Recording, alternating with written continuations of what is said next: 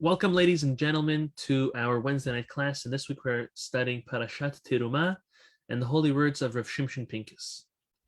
In this week we read about the fundraising and the preparations of the plans for the Mishkan, the portable temple, the tabernacle in the desert that the Jewish people used for almost 40 years, let's say.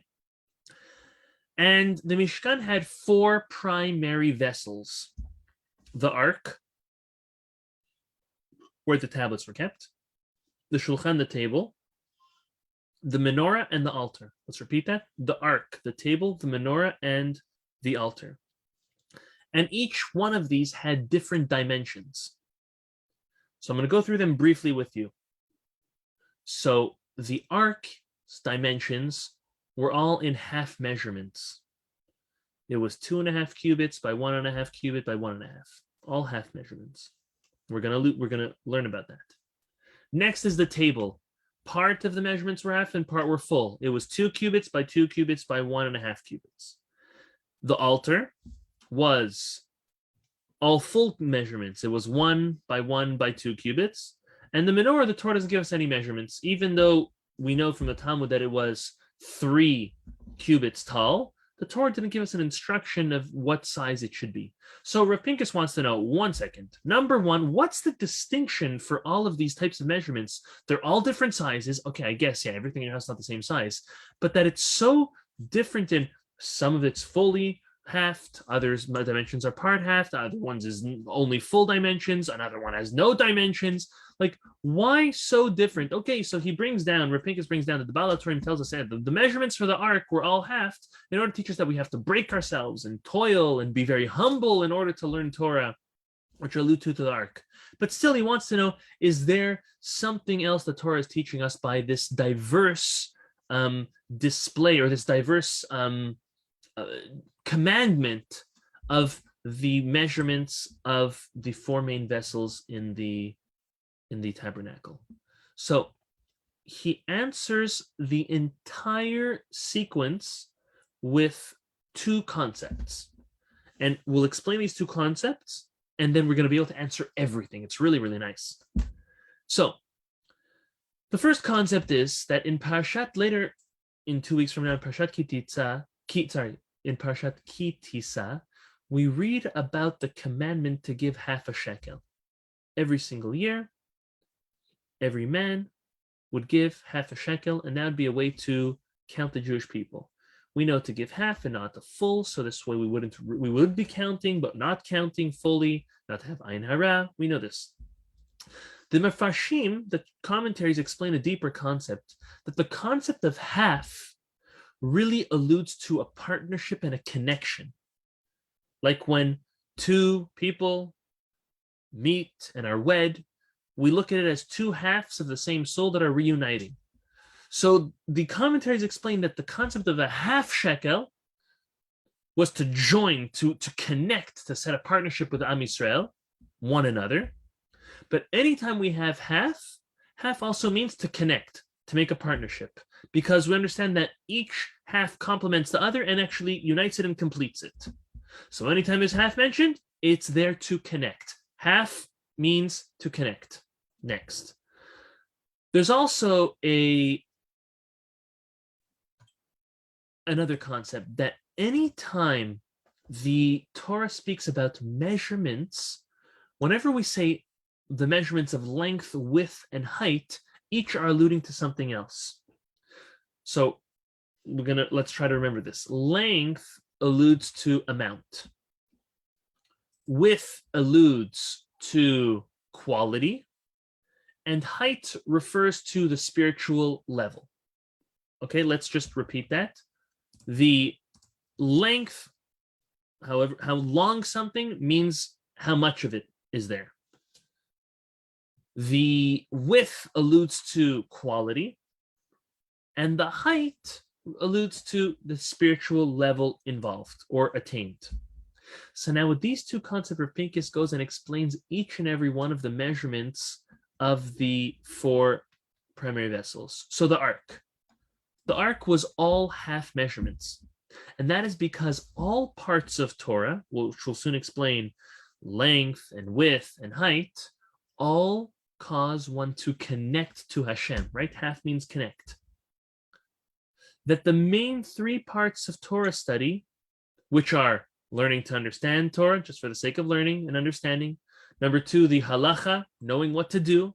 And number three, deep mysticism and Kabbalah and Sod, deep things. All three of those are very, very important. And one might think, oh, I only am going to be connected to Hashem through learning the deep mysticism, very, very deep concepts. No, that's not the only way to connect to Hashem. You connect to Hashem by learning what to practically do. You connect to Hashem by also learning, just understanding His Torah, even on a simple level.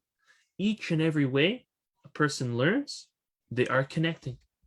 Because each and every one of the dimensions, the width, the length, the width, and the height, are all half.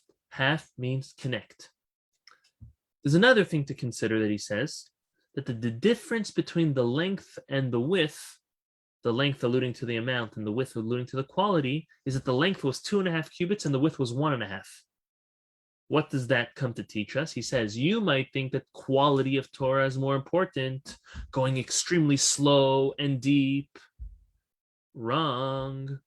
We learn from here that the quantity is greater than the quality when it comes to learning Torah, which is a difficult concept because normally we say, what do you prefer, quantity or quality? We normally say quality. When it comes to learning Torah, this is a chidush Rabbi Pincus tells us, that quantity is greater than quality. Hashem doesn't want you to just, learn one book and learn it well and over and over and over and nothing else. No, we learned last week that Hashem wants us to learn kol Torah kula, all the Torah. And then he wants us, Rabbi Pincus says, we don't count how many pages you've learned, we count how many hours you've put in. More and more and more. Quantity, put quantity. And he says, and he proves this from the Talmud, that if a person just keeps on learning, even things they don't understand, eventually everything will fall into place and they'll understand it. Sometimes there are certain people that just are very, very narrow-minded and they have a question and they can't keep on moving forward. And everything stops because of that question. Chas v'shalom. You have questions, you seek answers, but it doesn't mean you stop everything until you have an answer for that. Just keep on going and going and going. And one day, it may be in a week, it may be in a month, it may be in a couple of years, maybe in a decade from now, you're going to find that answer to that question. But you'll have learned so much in the meantime also that will help you come to that understanding. So again, quantity over quality when it comes to learning Torah. That doesn't mean to have no quality in Torah, but the quantity should be more than the quality. That's the concept. Next, the table, the shulchan. Part of the table's measurements were full and part were halved. Now, what does the table allude to? The table literally alludes to eating. And the height and the width of the table were full numbers, which correspond to dimensions of this world. The length and the width were full numbers, which correspond to the dimensions in this world, teaching us that if a person is just eating to survive, they're not connecting with Hashem when they're eating. The connection that a person attains through eating is when they're eating for the sake of Hashem, when they're eating in order that will provide them strength to fulfill Torah and mitzvot. And that's why the height of the shulchan of the table was a half number. Again, half connects. Hashem wants us to eat. And through eating, we have to realize that Hashem created us in a way that we have to eat to survive. But He wants us to eat and connect to Him, recognizing that everything He provides for us is from Him, and we have to thank Him for it. So the length also is, by the way, double than the width, because again here, the amount is more important than the quality. Now, we're not talking about health aspect, but we're talking about in taste. Sometimes you may have to, and we should, resort to eating proper amounts over things that we like eating, like things that taste good. Now, we're not supposed to only eat things that don't taste good, but if you have something that's nutritious and may not taste good, to eat more of that than things that are very, very tasteful and maybe junky That's not what we should be obviously going for.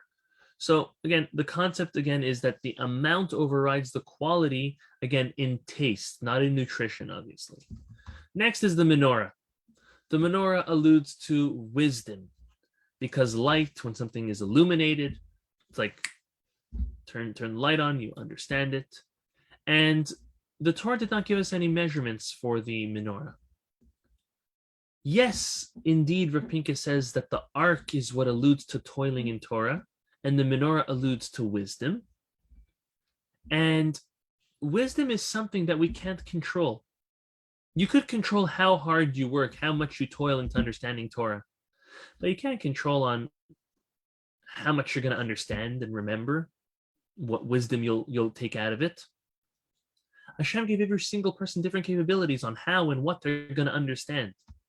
So if the Torah, this is beautiful, if the Torah would have given a measurement to the menorah, we would have thought that people would say, I can't reach that level. And they'll completely excuse themselves from any learning of wisdom. Contrary, Hashem wants us to each try at our own level. He wants us to try our hardest, and the rest is in Hashem's hands. We put in the time, we put in the effort, and however much chokhmah, wisdom we get out of it is all based on Hashem. That's why Hashem put no measurement when it came to the menorah. We also see that the menorah lit up the entire courtyard in the Beit HaMikdash. So when we learn, and we learn at home, and we share wisdom at home, what we're doing is we're lighting up our home with Torah. We have to make a point of learning Torah at home, having our children seeing us learning Torah, whether it's a class, whether it's hosting a class, whether it's reading from a book. It is so important because that lights up our house. That wisdom, that Torah lights up our house just as the menorah did in the Mishkan. And the last of these four primary vessels was the altar. And the altar were all full measurements. It was 1 by 2 cubits.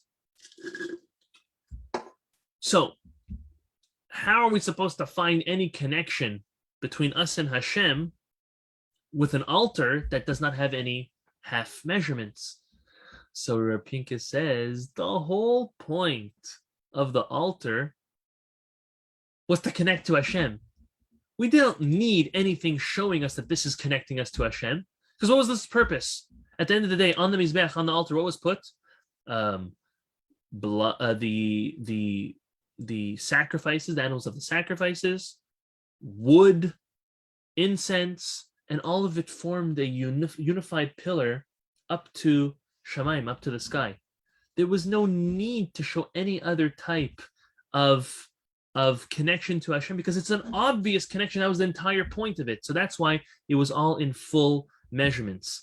And also the height was more than the width and the length, alluding to the love that we have. Again, height is up towards Hashem. The love that we have for Hashem should be more than anything else in our lives. That when a person is truly committed to Hashem and loves Hashem with all their heart, completely, they would do everything for Hashem with no bounds. So just as a recap, and with this we'll finish, the four primary vessels in the Mishkan were the ark, the table, the altar, and the menorah, and each of them had different, distinct, unique dimensions.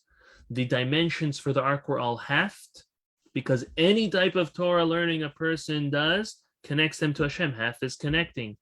By the table, part was full, part was half. The full were the length and the width. That's olam hazeh. That's when we're very just selfish and self-centered about eating.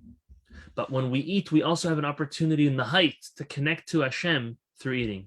The altar was completely full measurements because it's obviously connecting to Hashem. So there's no need to show us we're connecting. We're obviously connecting to Hashem. There's no other benefit.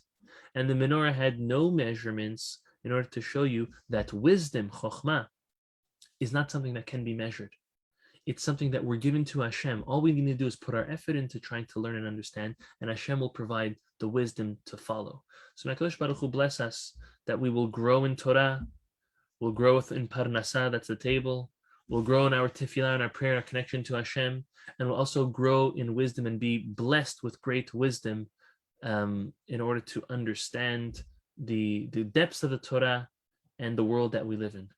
So may HaKadosh Baruch Hu bless us and our families. Amen. Amen.